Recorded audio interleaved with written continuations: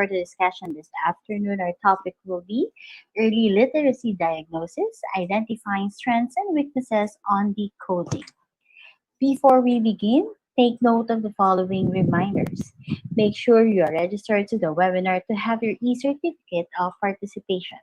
Visit certificate.vibalgroup.com to generate your proof of attendance.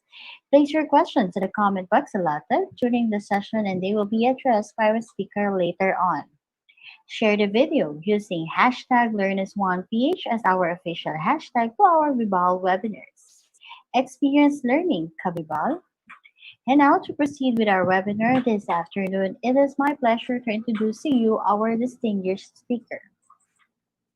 Mr. Glenn S. Mirabete currently serves as a biology and research faculty at Far Eastern University, Manila, where he teaches several STEM subjects such as General Biology 1 and 2, Earth and Life Sciences, Statistics and Probability, Practical Research 2, and Inquiries, Investigation, and Immersions.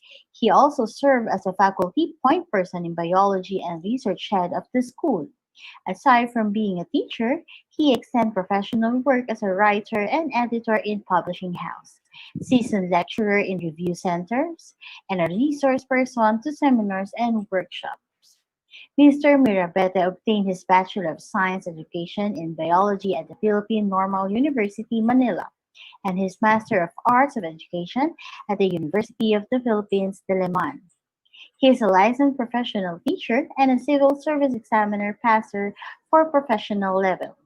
He also took short courses in biosafety and biosecurity and the perspective on poverty and well-being at the University of the Philippines, Manila, and Ateneo de Manila University, respectively.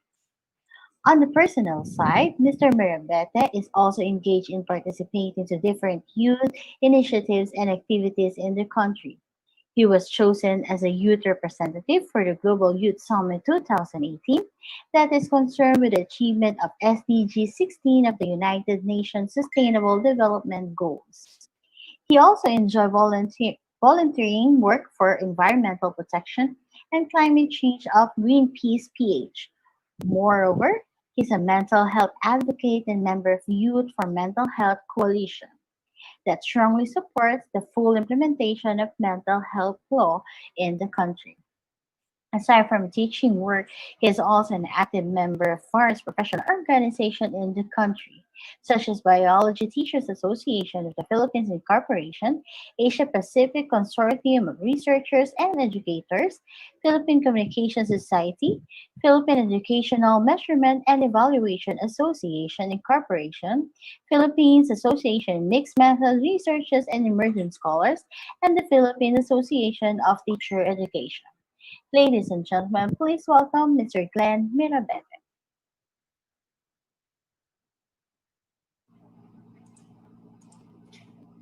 Hello, and hello, teachers. Welcome to afternoon session for the Vibal's group live learning session here at YouTube.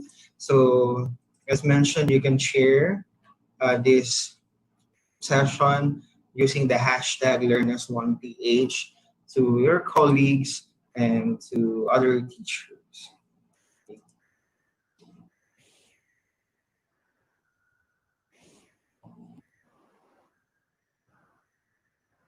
And so I hope that you are seeing my screen now.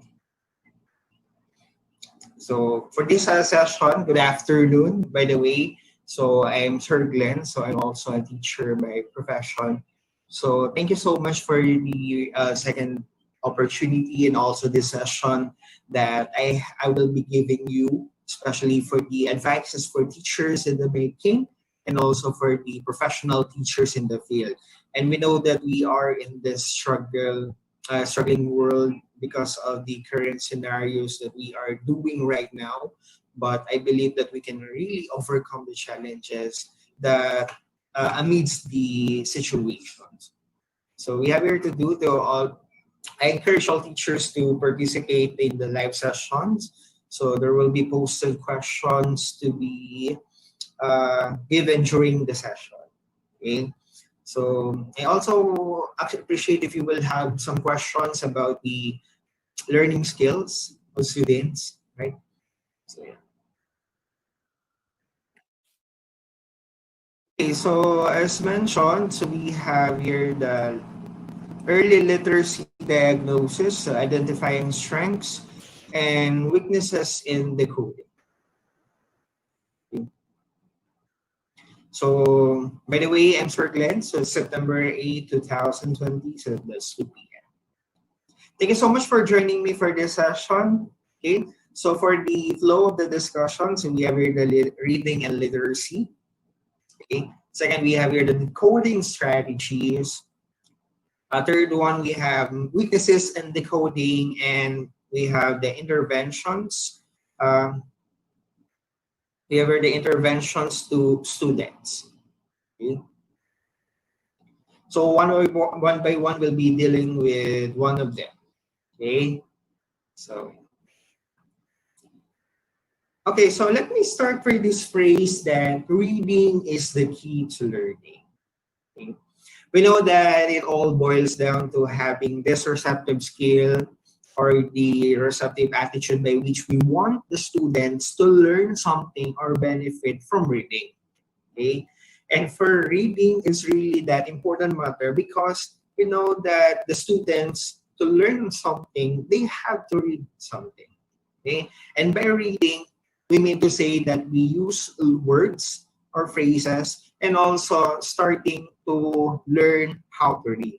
But definitely for students or for child or children, they do not know how to read. That's why for us teachers, we learn how to take students to higher level, just like in the usual listening, right? So these are the receptive skills, just like your listening and speaking. Then later on, the students will be given the time to learn something just like a reading and the writing. Okay, and for us to make students benefit from that experience, then they really have to read. And our task as teachers is to make students realize the joy of reading. Okay, then let me have this discussion about numeracy and literacy. So we mean to say that Department of Education has this objective to make learning fruitful by having the functional literacy and the numeracy. When we talk about the literacy, that talks about the narratives, right, or the text, because that's the only way we communicate, right, with the use of text. Right. Then we also had the numeracy, use of numbers to communicate the variables, etc. But this one, we have this process by which the children must learn the numerics and also the text. Okay? So for the concern of literacy, that means about reading. Okay? And also the recognition of words, the phrases. Okay? And also for the numeracy, that's also the part by which we have the numbers, the performance of basic operations, and other operations such as parentheses, etc. Okay? Then we meant to say about literacy because our topic is literacy diagnosis. Okay? So something that we have in mind about literacy. Okay? When we mean about literacy, we mean about speaking and also engagement to written materials for us to what? To understand what it means about. Okay? So that's what we mean about literacy. But accordingly, women literacy has been traditionally regarded as having to do with the ability to read and write. So it's not about the receptive skills that the child learns during young, right? So for example, listening and speaking. So those are the skills that the child learn even by just observing, right? But for the functions of school and also the parents, we have also the reading and writing. Those are the productive skills. And for us, for them to benefit from the educational arena or learning experiences, they must have the so-called reading and writing. Okay, it all boils there with reading because from what they read, they will be able to translate them into words, into writing. Okay, and for literacy, regardless of the ability to read and write. Okay, but definitely there are changes when it comes to literacy. So more recently, literacy has evolved to encompass multidimensional abilities such as listening, speaking, viewing, and performing. So this one, we have already 6 facets or 6 phases of literacy. So that means reading, writing, listening, speaking, viewing, and performing, along with cultural and societal factors that can facilitate or constrain literacy development. So it's not about these skills alone, right? But definitely we're talking about the environmental factors or the things that influence or events that influence the child to learn something. Okay, so maybe we can say that, for example, for a child having a supportive environment, they will readily know how to achieve literacy because they have enough. They have enough materials. They have supporting parents. They were in a particular school who benefits learning, etc. But for the societal factors, for example, if the child is having deficit or shortcomings when it comes to materials, books, and also the access to schools, definitely that will be affected also. Especially for those students who are in far-flung areas, we cannot just tell them that, oh, you're not doing anything for this. But definitely it's the far-flung area, okay? So they don't have the capacity to go in school because they want to attend to their means of living. And something that might affect eventually their literacy because they don't have the opportunity to learn something. Okay, that's why we have 6 facets plus the cultural and societal factors. So that's what we mean. We have the literacy, okay, that can constrain also that literacy development. Okay, so actually the reading and literacy are intertwined in such a way that reading is not a natural part of human being. So children do not automatically learn how to read or need to be taught to read. So for us to realize something that for us, we need to learn from the basics. And also, we need to teach the children or students or early readers from the basics. Okay? Then effective reading strategies range from visualizing and questioning to pre-reading and decoding. Reading strategies are used to help students to become efficient readers. And many of these reading strategies are foundational and must be taught and mastered by the student before other strategies can be effective.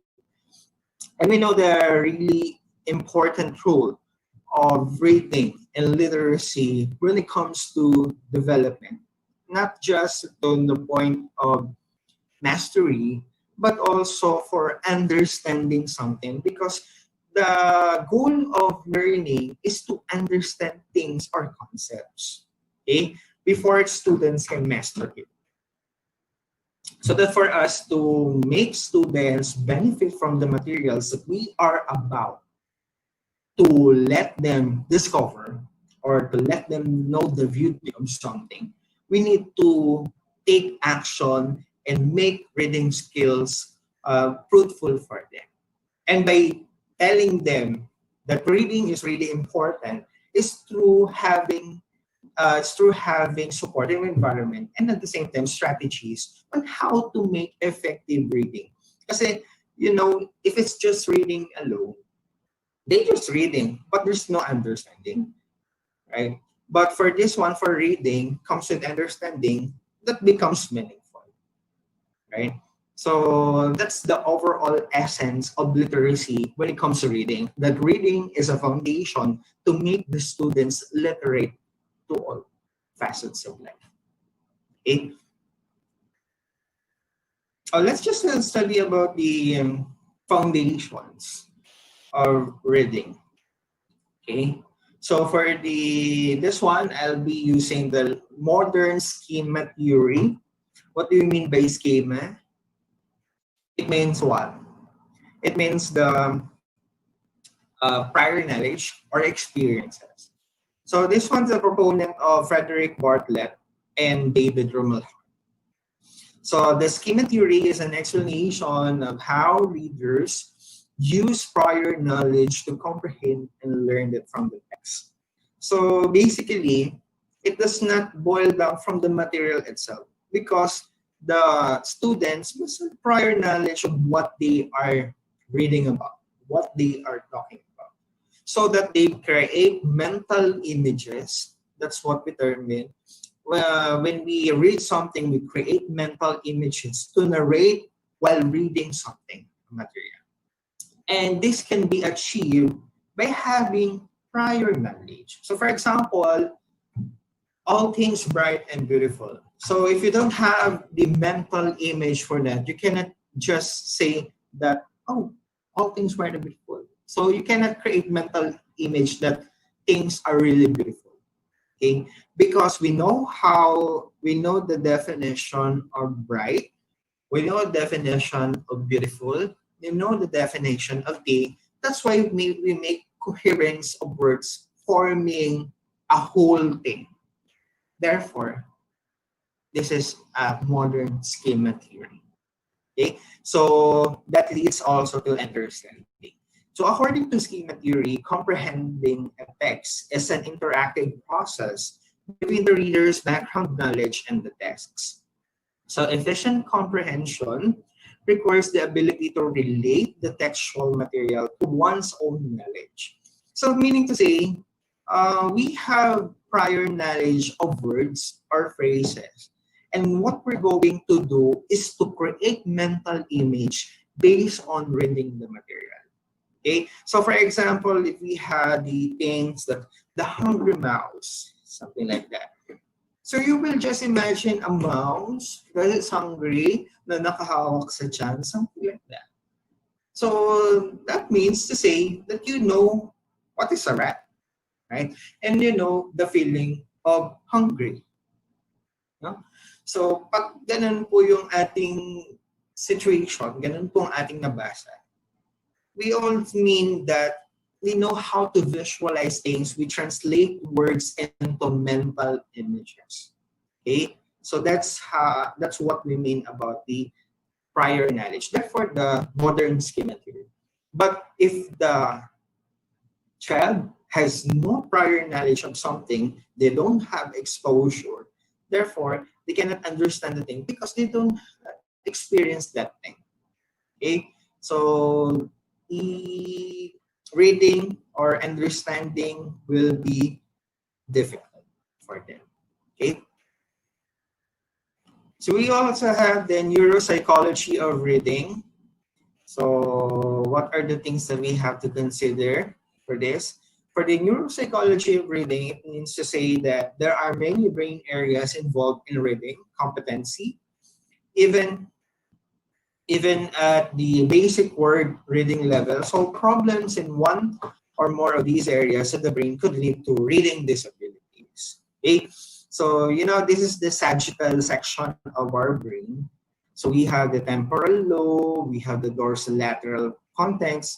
So for this one, as we can see, for the gyrus, the phoneme grapheme correspondence, and also the occipital temporal for grapheme and symbolic representation.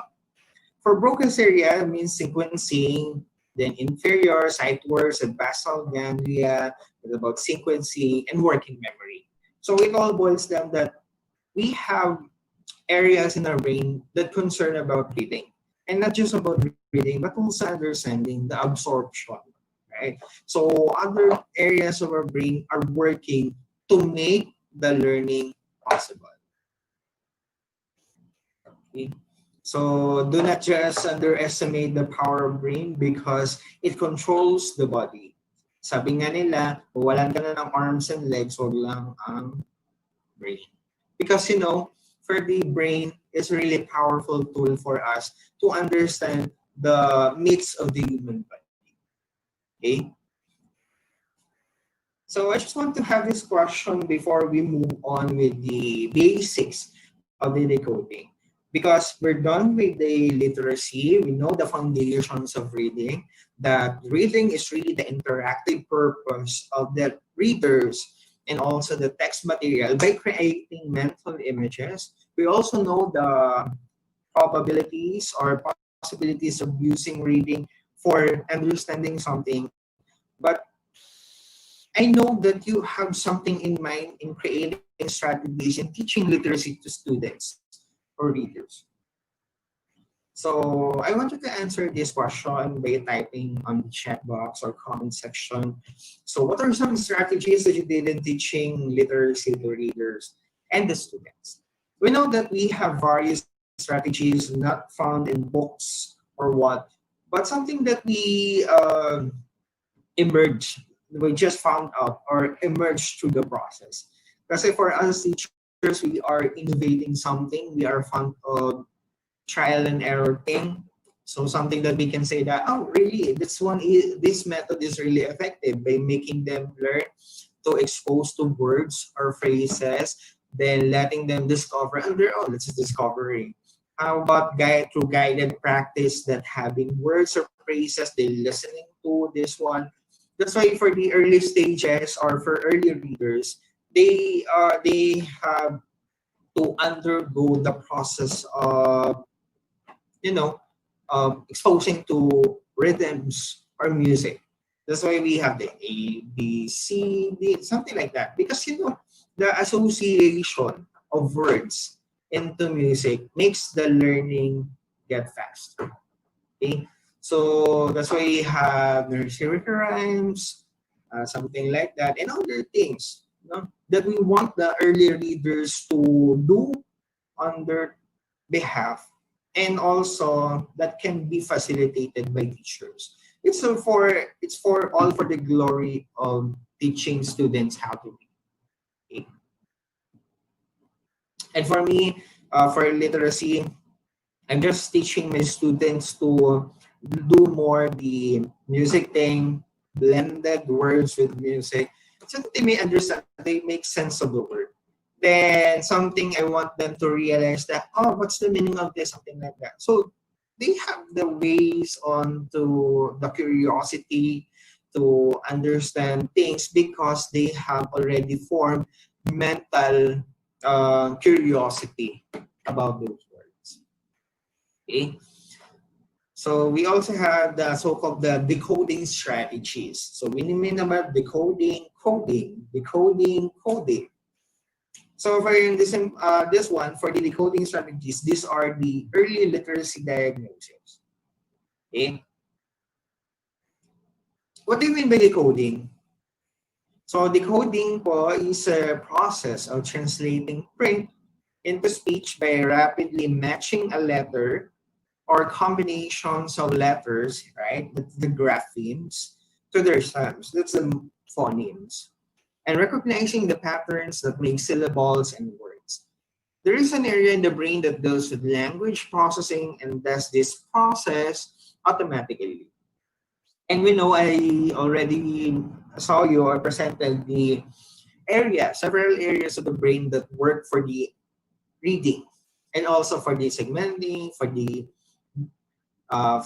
phonemes, for the words, for the sequencing, the blending, etc.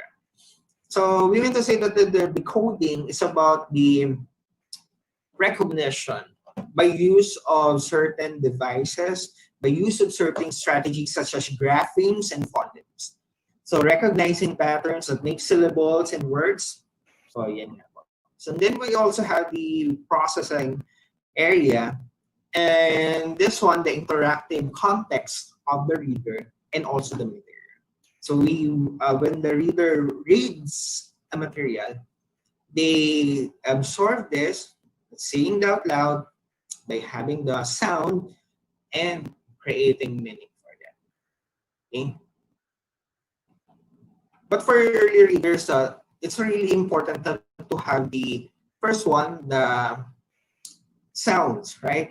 So for this, even naman for kids, right? They learn how to cooing. Yung may iyak sila, something like that. So they learn how to emit, the vibrate their cords to make a sound. That's why it's really tantamount for us, or it's really important to facilitate or to have the learning environment of students to become okay or to be educated. Kasi, for students, pag expose sila sa environment na ganito, they tend to learn things in a different way. So, kasi kung ano man yung nakikita nila sa environment nila, yun yung i-play safe nila and regard as tama. That's why we cannot just tell students, sabihin natin for informal settlers, mga ganyan, na okay lang sa kanila yung pagmumura because yun kasi yung kinagis na nila. Meaning to say, yun yung kinagis ng mundo nila nung bata sila. They found regularities on the tone of persons in their environment. That's why they adopted the same thing. That's mura ng mura sila. But they don't feel remorse on that. That's a bad thing, no? Why? Can you scold that child or that person? 5 years old pa lang, nagmumura na? No?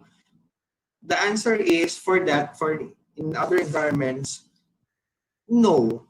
Because they don't feel remorse because that's their way of learning things. Kasi that's yun yung kinagista nila. And they don't feel sorry for that. Kasi they found regularities. That's the culture. That's the culture they are in. They were raised. That's their upbringing. Okay?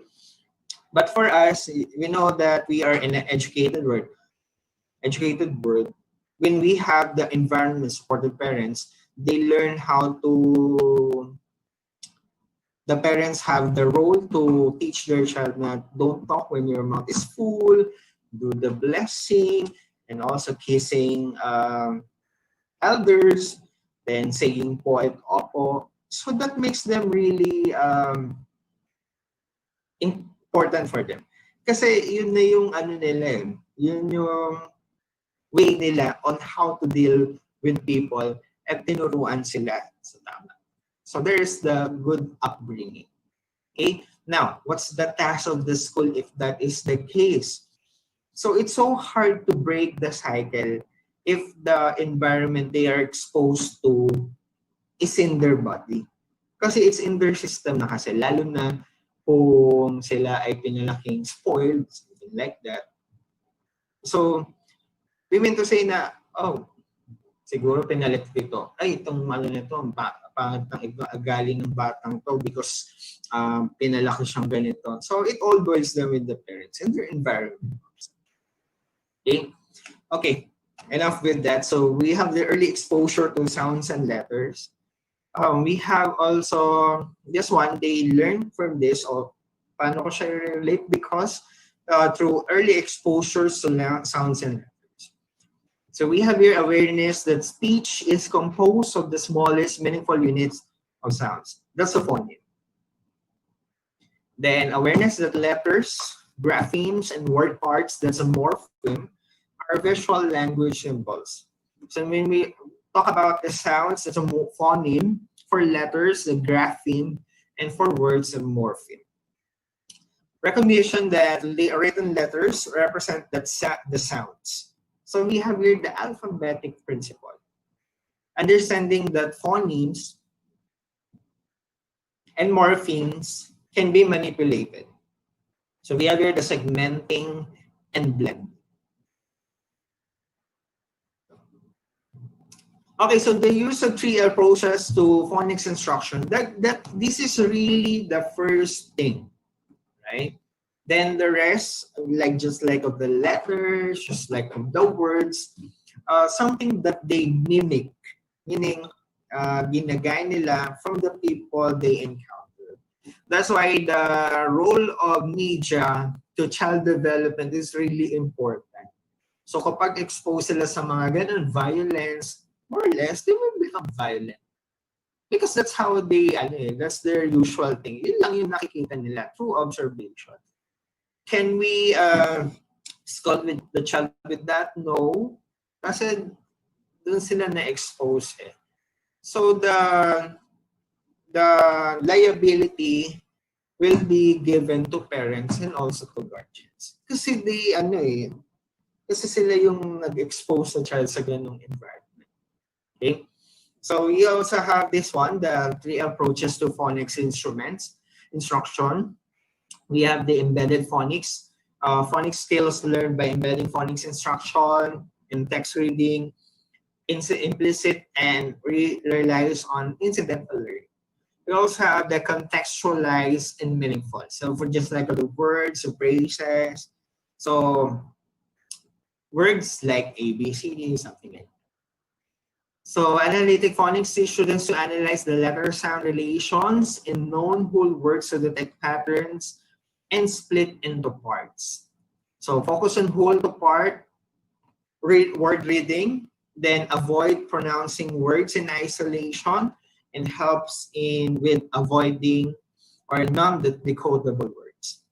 So syempre, we mean to streamline the words that we want the students or early readers to learn by having the normal conversation, the words that we use in normal conversation, and not just using highfalutin words. Okay. We also have the synthetic phonics.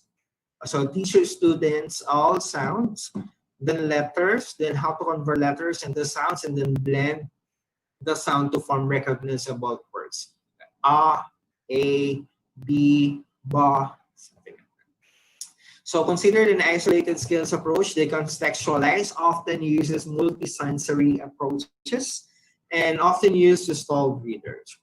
So we'll be banking on the phonics or the literacy diagnosis in this.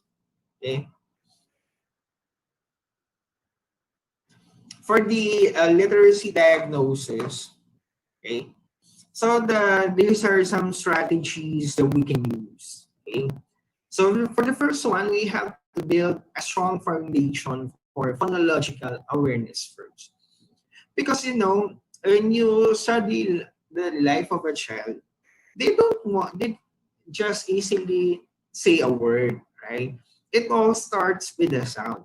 That's why the foundation of words, we have the phonological awareness. Okay? We have the ah, e, u. That's why we have here those you know um, lecturers with students and early readers. Then there's a time that we see na lang yung graphemes, the letters, that's a, tapos yun yung letter. Then ba.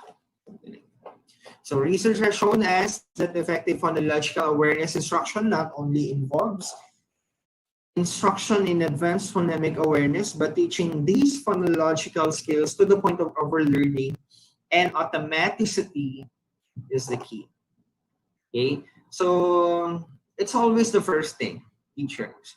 We want to let our students learn something for literacy, for the learning skills. We need to like make them sound just like a dear reader. It's not about 100% perfect because we don't mean living in a perfect society, but at least we can do something for the students to learn firsthand. Okay? So teach syllable types and syllables division. Okay? You know, assigning segments or borders. So when a student is faced with an unknown, so these are the decoding strategies. So when a student is faced with an unknown word, this decoding strategy is often my first step. So by locating vowels, then syllable divisions, and determining syllable types, students are able to break a word into bite sizes. So it's just converting large pieces into small pieces. Large chunk to small chunks. Okay? So yeah. So for example, we have here rabbit. So we mean to say this one rabbit. Okay. Rabbit. So we have here the segmented word. Okay. So that the students may say, okay, this is how we segment words. This is how it is pronounced. Okay. So it's just an early lang naman. Just like baby. Something like. So we have pag Filipino naman bahay. We also have lupa. And that's why when we have the laleli, lolu, papepi, oku. And also, pag sa Filipino naman, it's just a usual thing, right?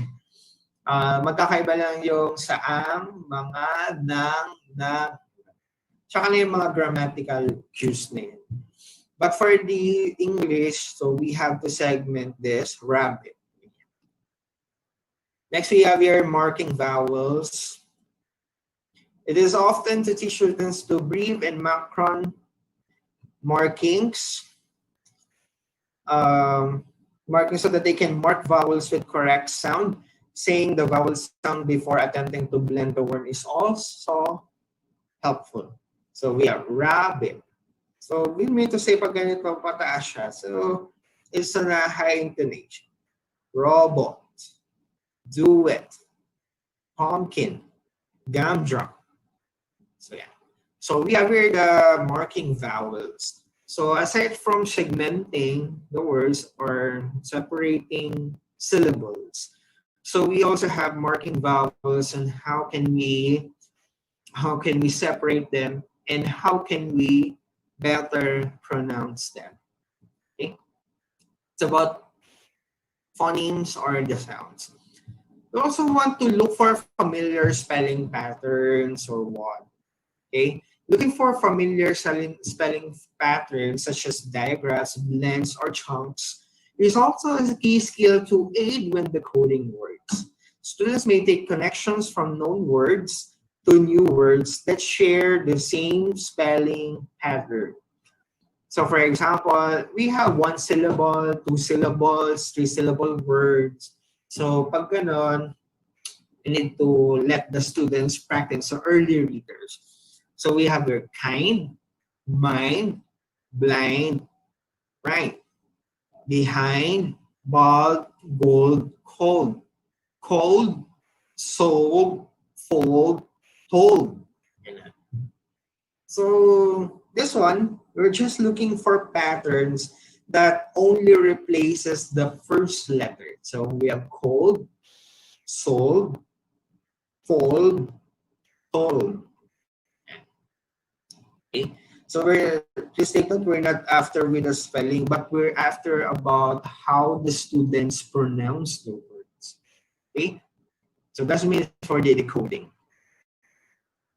So we also have segmenting and blending. So for segmenting and blending, if a student does not know how to blend, they will not have the necessary skills to decode unknown words. Similarly, the ability to segment a word into sounds is crucial for spelling. So this one, but, rat, for example. So we have chat, and we have use. Yeah. We have here the segmenting and blending. Okay. Next, we have here identifying affixes, base roots, base words, and roots. Ayan. So we have to make jumbled letters. Ayan. Reflect, reject, replay. Like that. Okay. So we are aware this understanding is very often key not only for spelling, but also for pronunciation of words and word parts. This is especially helpful for decoding multisyllabic words. For example, understanding. So we have 4 syllables. For deject or reject, we have phone. We have also braver. We have the kinder. We have to replay. So, ganon. So, we have here identifying the base words and roots. So, this one for decoding also for reading comprehension, we must learn to teach them also the bases or the affixes, prefixes, suffixes, etc. Teach students to use their fingers to mask words and word parts. So teaching students to cover suffixes or syllables with their fingers is an excellent substitute that makes decoding instruction more multisensory and less visually overwhelming. So this one, and brob, grub, prob, throb, flash, clash, glash, slash. Yeah. So this data, we have already the initial SL. This one, we have the slash, the flash, the blash, the clash, the glash. Slot, smart, start, swan. Okay. Set them up for success. Sometimes it is the conglomeration of things that matter. So we need to expose students to experiences that will let them have a thing. Okay. So we have here the thin, the big, pop. So Tim had a red bed in the den. Tim was Meg and Rob's pet. And Meg and Rob had jobs at the Fit Club. Tim got to tug on with them. Okay. So this one, this is an example exercise or sample reading material that we can let the child read. Okay. And there are still a lot of materials that we can use by which students can, can highlight. Okay. So choosing decodable text carefully that is controlled and within the student zone of proximal development. Okay, and we know the proponent of ZPD, this Lev Vygotsky. So choosing fonts and font size carefully can also contribute significantly to a student's success. So this one, through guided practice, first thing for learning, we have to model we read the text. Second, we have the material read by them, but with our guidance through guided practice. Then lastly, that's for independent practice by transferring the learning to students, by letting them learn on their own. So in that case, we are transferring the GRR, or we have the gradual release of responsibility by having the teacher, the model, student, teacher, that's the student and the teacher, that's a guided practice. And we also have the students for independent practice. So if that is the case, that's gradual release of responsibility. Okay? But if the students, for example, for the independent practice, they didn't get it quite enough, so you had to return to student and teacher, therefore the guide. So, okay, so we know about the decoding strategies, right? So yung decoding strategies will let us identify or let us teach how to learn words for early readers, for literacy diagnosis. But how about naman for the higher readers, just like for us, and also for advanced readers? Actually, for them, they have enrichment activities by which they can expose themselves, then they are capable of self-learning. As by having them rich text materials, then they can learn on their own. Their knowledge and vocabulary is very wide. So that's how we teach them, through having enrichment activity. Okay, so reading is to the mind as exercise is to the body. Okay. Okay, so we're going to have the weaknesses in decoding. Okay, so we're done about the strengths in decoding.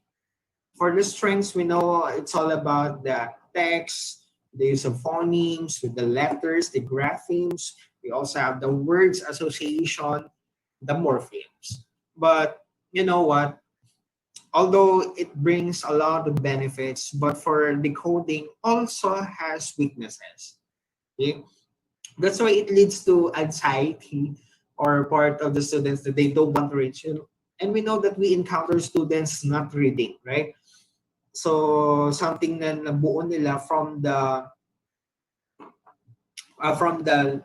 earlier stage, tapos nagmanifest, nag-grow until they reach this stage. Kung kailan sila grade 6, grade 7, di pa rin sila marunong magbasa. Okay? Because they really have problems.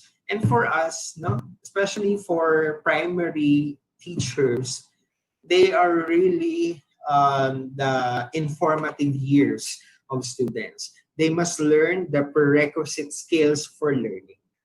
Because they cannot learn for the next steps. It's like of a ladder, right? It's so hard to jump to the next step without undergoing the usual process. And para bang you're in the first floor, you want to jump on the second floor without a ladder. It's really difficult. For us teachers, our task is to make that ladder for them to reach the second floor. And that is what we call the next level. Okay? That's why students are really, in despair, hopeless situations na they don't really understand the thing because they haven't given enough exercise to practice reading. Okay? And one of the things or one of the events is the weakness in decoding. Okay? What is the decoding difficulty? So as we can see here in the figure, we have the student. Okay? This one is in the neutral phase, also the student. Then some student who has an angry face. Right? So as you can see, the difficulty, the reading the text, because no matter how he reads or she reads the materials many times, it does not lead to understanding. Okay? So what is the decoding difficulty? It is a child can only decode text with greater than 90% accuracy when the texts are significantly below grade level. Okay? Then reader's comprehension is negatively impacted by decoding struggles because they don't have the enough words, right? They have deficient vocabulary. So that holds them to understand the thing, specifically the text. Therefore, pag ganon na situation, they don't understand the text, they cannot create mental image, right? So they cannot undergo imagination. So the students' motivation, engagement, or overall school performance is negatively impacted by decoding problems. Okay? So pag ganun, they are state of hopelessness. They don't want to stand a thing. Therefore, it's learned helplessness. So the students felt helpless because they don't really understand the thing.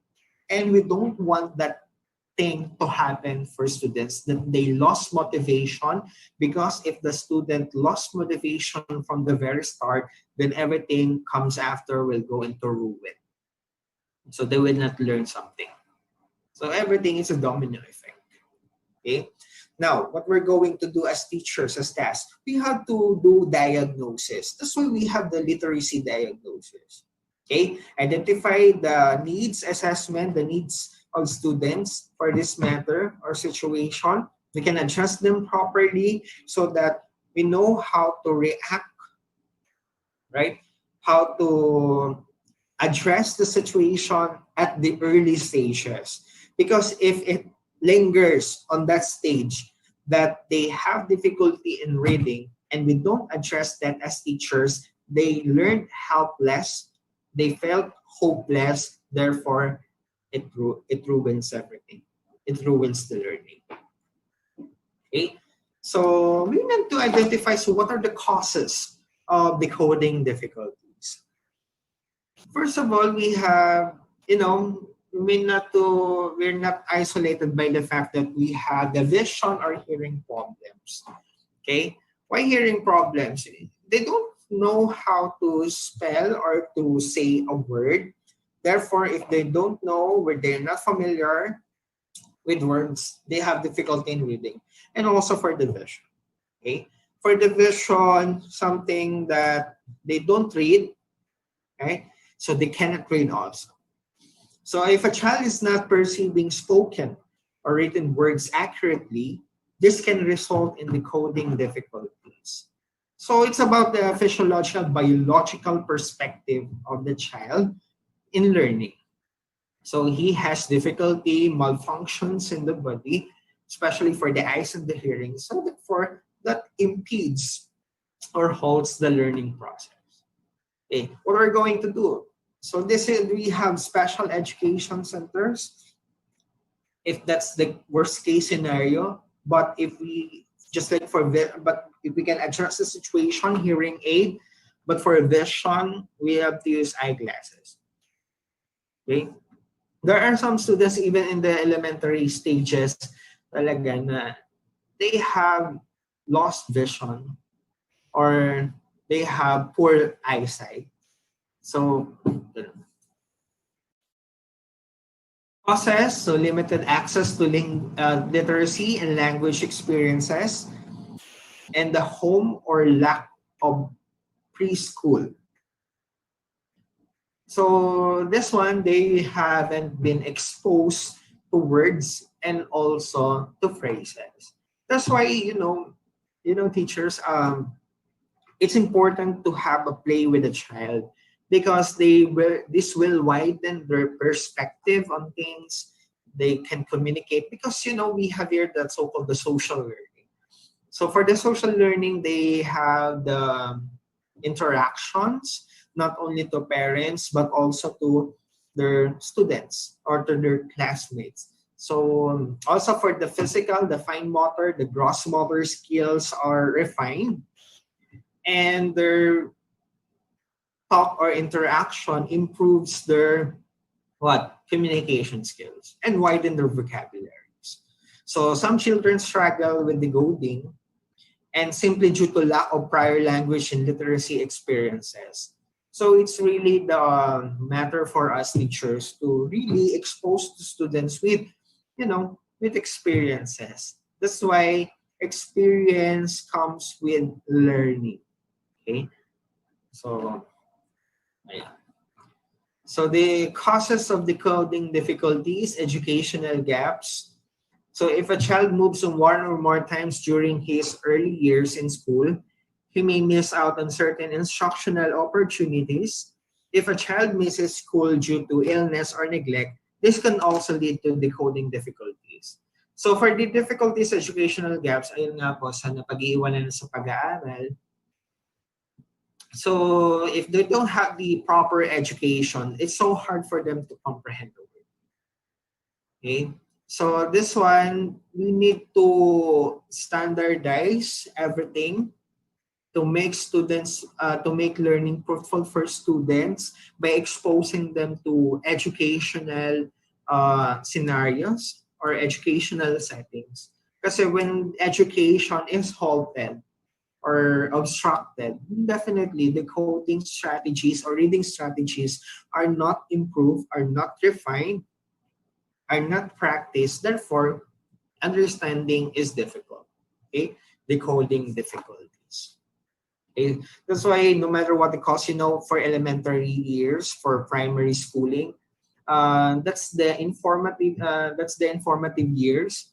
Then we mean to say that it's compulsory also for all students to do in the elementary. But if you can go to higher level, why not? If you really have the opportunity, don't lose track pa rin naman. Okay? So causes of learning difficulties, we also have attention problems. Especially for us at homes, or if a child cannot focus her attention on individual letters, word patterns, chunks, decoding will be difficult for him. It may be having two parts pa rin. It may be physiologic or the biological part, by which the students cannot focus.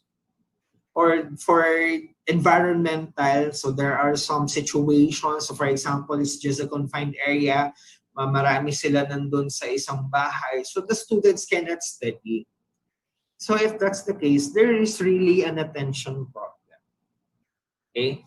Now, what we're going to do, we have to control the environment of students that is suitable for learning. Okay? So, talaga, no? It's very vital talaga, no matter what the case we are in, that we have the supporting framework for the child's development. It's a really, really crucial thing. Okay, that we have the attention problems. Causing of the decoding difficulties, we have the language deficit, somehow related with the poor literacy. If they don't have the poor literacy understanding, so they have deficiency when it comes to learning words or phrases, so therefore they have the language deficit. So it struggles something like correct word or order. Understanding language can also interfere with their decoding. So if a child doesn't know what sounds right, then monitoring self-correct can become more difficult. So it's really important that in the early stages, we corrected. No, it's just like using prevention is better than cure. Okay, by making students to learn at the early stages, correct something at the early stages before it becomes rampant or difficult to alter. So that means for the cure. Okay, so we always advocate for prevention is better than cure. If we can just decode, we have the early diagnosis before it becomes apparent, it becomes difficult for us to alter. So we have to do that. Okay. So decoding difficulties, we have motivation. That's the last part actually. If they have problems with reading, then they don't understand the thing, they lost motivation. We don't want the students to feel helpless in a situation. Okay? That motivation is really a matter for students. If they really have the drive to do something for their learning, they really want to do it on their own. And for us to make the motivation intrinsic for them is for us to expose them to beautiful things that will let them realize the beauty of reading. And that means the motivation. But if they are exposed to barren areas, a barren situation, and they don't have something to talk, somebody to talk to about this thing, tapos they found hopeless and helpless, they lost motivations, so learned helplessness na po ang tawag. So therefore motivation. So difficult home situations, what are the causes for that? We have the prior negative school experiences or lack of positive experiences, which can lead to low motivation. That's why for teachers, no, it's really important to have the supporting framework with students. Kasi, you know, the tongue has its power to alter, to bite a thing. Okay? What I mean to say is, yung sa students kasi, they are very sensitive and they will carry that through their lifetime. Kapag sinabihan silang ang ano nila, very slow sila, they have this, what they call this, the effect on them. That's the halo effect. That they will carry that on their side. Oh, okay, mahina pala ako, so I want to play with that with words. Sometimes there are two options if the students will take that positively or negatively. If they take it positively, they will learn to improve. But if students are taking your comments negatively, so they will just do it because you mentioned to them. Okay? So, yun nga po. It's either to, it's either it has positive or negative impact to students. That's really motivation. Okay, so thank you so much. We're already done with the weaknesses, but I want to have this question. What are the other challenges that you will encounter in teaching literacy decoding online? So aside from what are the causes of decoding difficulties, such as motivation, hearing problems, vision problems, language deficits, etc., what are some of the challenges that you will encounter in teaching literacy online? You can comment your questions in here so that we can. Okay. So for us, no. So we know about the strengths and weaknesses. Now is our part as teachers. Okay. For us teachers, how can we intervene to help students with decoding difficulties? Kasi we don't want to leave the person hanging. Para bang it's just like pag-iwan sa ere, tapos walang sasalo sa kanya. For us to leave the students hanging is a mortal sin. But for us to catch the falling short student will make the learning even or redirected to right path or lead. Okay. So this one we have, how can we intervene? First, we have to analyze the child's decoding errors to determine what the child is doing well. That's why we have the form of assignments, right? And also the practice exercises. Kasi first thing talaga, we have to model. Second, we have the guided practice. Third one, we have the independent practice. But more or less, we spend much time with the guided practice. What the picture tells us. Okay, so we have here the teacher, right? Then the teacher guides the students on how to write. So we focus about 60% of our teaching with the guided practice. And that's the way on how can we intervene with students with learning difficulties and also with decoding difficulties. Okay, so teach specific reading strategies based upon my analysis of the child's decoding error. For you as teachers, you know your students well, so definitely you can learn how to address the situation. Okay, so provide practice with appropriate phonological awareness. teach relevant phonic patterns and high frequency words. So use to make them learn something or the words from the usual conversation. You have to teach them the common words in a conversation, right? And the usual thing. Okay, so and create opportunities for the child to read and reread as many texts as possible. It all boils down with the so-called practice, and for the practice makes perfect thing, right? We know that practice is really important. It may not be perfect at the first time, but still it may be gotten perfect for second time, third time, fourth time, and even 100 times. So, ganun lang siya. Okay? So, we really have to pay attention. That's why for being a teacher, it's really important that we have patience because, for children, they're not quick learners. Some are really fast learners. Some are really slow learners, very fast learners, quick learners, very slow, and even with learning disabilities or problems. But for us, that's our task, no? To make our students feel hopeful of a situation. We are here as guides for students to make them understand the thing or matter, so that for us, guided practice is really important. Okay? So I hope that you learned something from our role as teachers. By the way, I just want to share this one that I have online. If you really want to expand your thing, or how to teaching reading to students, you can visit this website or link. So teaching all students to read practices from reading first schools with strong intervention and outcomes. Why we just only focus on the um, preschoolers or the grade schoolers? Kasi we know that is the foundation of all learning. So kapag nagkamali po tayo, sorry to say, pag nagkamali po tayo dito sa first informative years ng students, then high school, college, and even for a lifetime, wala na talaga. So, dapat po talaga in the first grade level pa lang or early stages pa lang, talagang magagaling na po yung mga teachers natin for reading.